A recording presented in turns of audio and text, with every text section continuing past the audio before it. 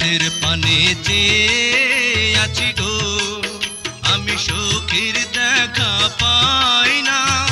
আয় গো, দুটি চোখ আমার